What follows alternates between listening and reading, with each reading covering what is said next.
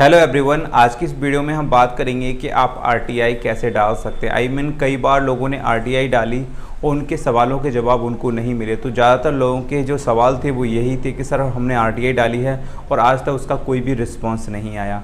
तो मैं आपको बताऊंगा कि आपको आरटीआई किस तरह से डालनी चाहिए और कैसे आपको 101% आपको जवाब मिलेगा। अगर जवाब नहीं मिलता है तो आप क्या कर सकते हैं, वो भी सारा कुछ इस वीडियो में आपको बताऊँगा।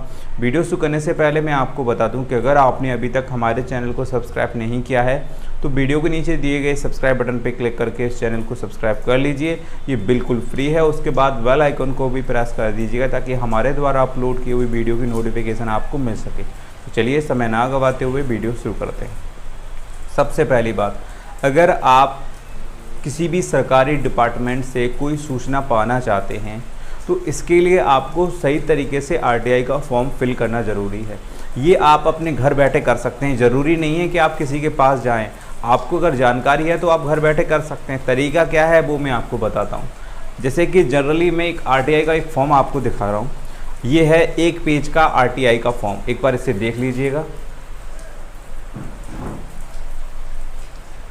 ये है आरटीआई का फॉर्म, इसको आपको फिल करना है, ठीक है। इसका लिंक मैं सोशल मीडिया प्लेटफॉर्म पर भी डाल देता हूँ। अगर आप कहेंगे तो मैं वहाँ पर भी इसका फॉर्मेट अपलोड कर दूंगा। वैसे चाहें तो आप इसको एक बार देख लीजिएगा।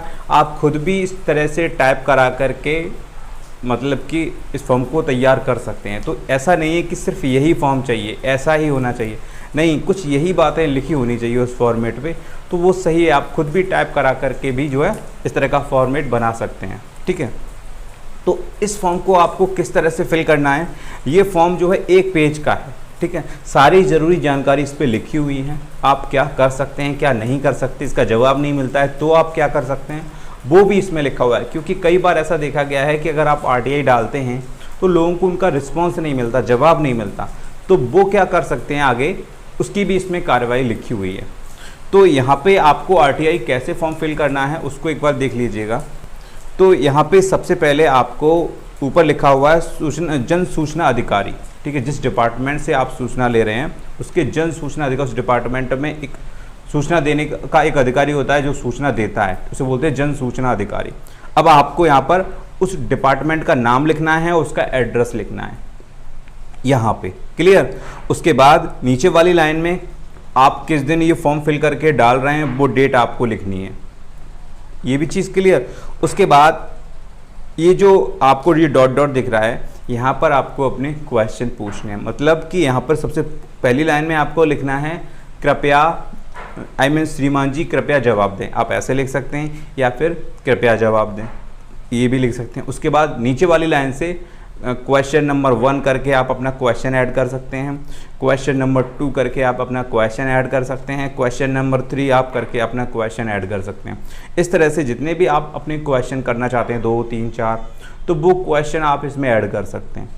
ध्यान रहे जो भी आप क्वेश्चन कर रहे हैं वो उसी डिपार्टमेंट से रिलेटेड होने चाहिए, ठीक है। तो इस चीज़ का भी आप ख्याल रखें। ऐसा नहीं है कि आप चीज़ कुछ और पूछ रहे हैं और किसी गलत डिपार्टमेंट से पूछ लें तो वो भी गलत है।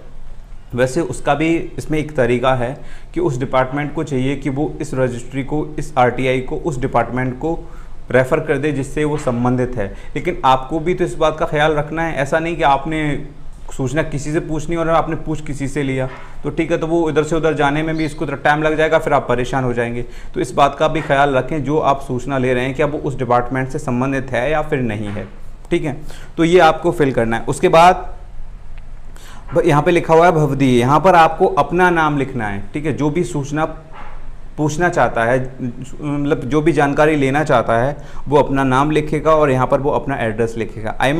जो भी रजिस्ट्री की जाएगी उसकी तरफ से जो जवाब दिया जाएगा वो इसी एड्रेस पे दिया जाएगा और जो यहाँ नाम लिखेंगे उसी को ही भेजा जाएगा, ठीक है। वहाँ पे जो भी जवाब दिया जाएगा आपको रजिस्ट्री के माध्यम से आपके घर पर ही आपको आंसर मिल जाएगा। आपको कहीं जाने की ज़रूरत नहीं है, किसी से बात करने की ज़रूरत नहीं है। आप आरटीआई डालिए, आपको आंसर आपको घर पे मिलेगा।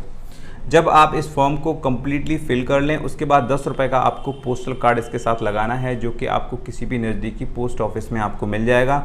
अगर आपको पोस्टल कार्ड नहीं मिलता है तो आप 10 रुपये का नोट भी इसके साथ लगा सकते हैं। उसका नंबर आपको यहाँ लिखना है, ध्यान रहे, चाहे आप पोस्टल कार्ड लगाएं चाहे 10 रुपये का नोट लगाएं, उसका नंबर आपको यहाँ लिखना है।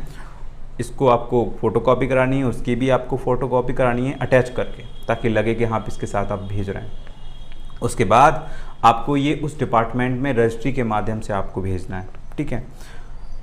अगर आपको इसके बारे में कोई सूचना मिलती है तो ठीक है, अगर सूचना आपको नहीं मिलती है और 30 दिन से अधिक का समय हो चुका है तो आप किसी वकील की मदद से आगे की कार्रवाई करा सकते हैं। मान लीजिए कि अगर 30 दिन हो गया, 31 दिन हो गए, 32 दिन हो गए और फिर भी आपको सूचना नहीं मिली, आपने वेट कर लिया, मान लीजिए 1 महीने और वेट कर लिया, 1 महीना तो इसका आपने वेट किया और 1 महीने और आपने वेट कर लिया, तो आप पर डे के हिसाब से 250 रुपये का जुर्माना आप लगा सकते हैं अगर आपको रिस्पॉन्स नहीं मिलता है तो इसकी प्रोसीडिंग आप वकील से पूछ सकते हैं। वैसे मैं भी किसी अगली वीडियो में इसकी रिकवरी की वीडियो आपको बताऊंगा कि अगर आरटीआई का जवाब अगर आपको नहीं मिलता है तो आप कैसे जुर्माना वसूल कर सकते हैं, कैसे आपको पैसा मिलेगा, जो कि लगभग 23,000 रुपये तक हो सकता है। तो क्या है पूरा प्रोसेस मैं अगली वीडियो में आपको बताऊंगा। सो गाइस, ये वीडियो आपको पसंद आया होगा, आई होप। फिर भी कोई कन्फ्यूज़न हो तो आप मुझे कमेंट बॉक्स में लिख सकते हैं।